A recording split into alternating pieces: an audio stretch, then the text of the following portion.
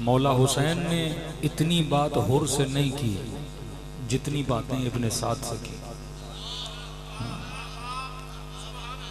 2 से 3 खुतबे हैं जो इमाम ने इब्ने साद को समझाया, लेकिन चंद लफ्ज हुर को बोले। ज़मीनें बहुत हैं, लेकिन ज़मीन में तवानाई हो दाने को दरख्त बनाने की। आप खेती बाड़ी करते हैं, दाना बेहतरीन लो पर ज़मीन बेहतरीन न हो तो दाना भी ज़ाया हो जाता है, और दाना सादा भी हो पर ज़मीन बेहतर हो वो दाने को दरख्त बना देती है।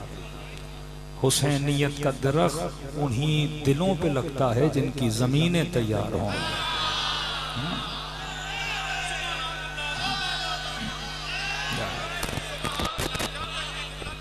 वरना कितने लोग हैं जो जिक्र अली सुनते हैं, नाम हुसैन सुनते हैं।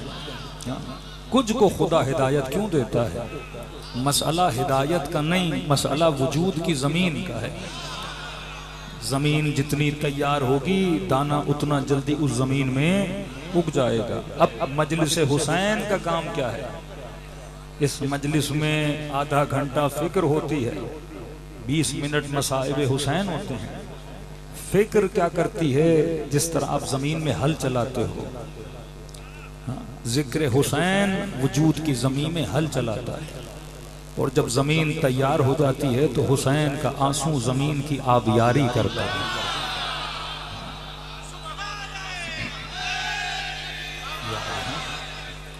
तभी पूरी दुनिया में अगर दुनिया का मजलूम किसी कौम से मदद की उम्मीद रखता है, वो किस कौम से रखता है? शिया से रखता है। मैं खुलासतन कह रहा हूं कि आज क्यों इतनी कशिश है आपके मकतब में।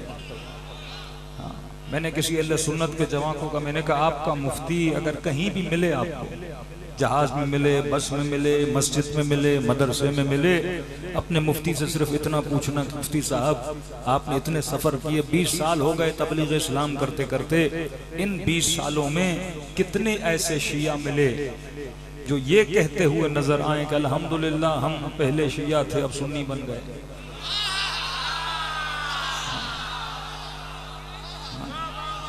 ये चले जाएं अपनी मस्जिदों में, अपने मौलवियों से पूछें क़िबला बताइए कितने ऐसे शिया मिले जो ये कहें कि भाई अल्हम्दुलिल्लाह हम पहले शिया थे अब क्या बन गए?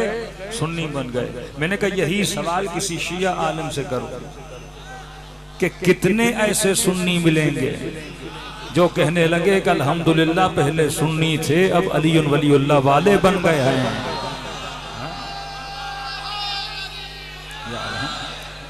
दुनिया का वाहिद मकतब है जिसमें इतनी कशिश पाई जाती है, दुनिया का वाहिद मकतब है जिसमें इतनी जज्बाबियत पाई जाती है कि हर बंदा इस मकतब की तरफ आ रहा है, हर बंदा कश्ती हुसैन में सवार होना चाहता है, हर बंदा इस राह पे चलना चाहता है। सवाल है क्यों?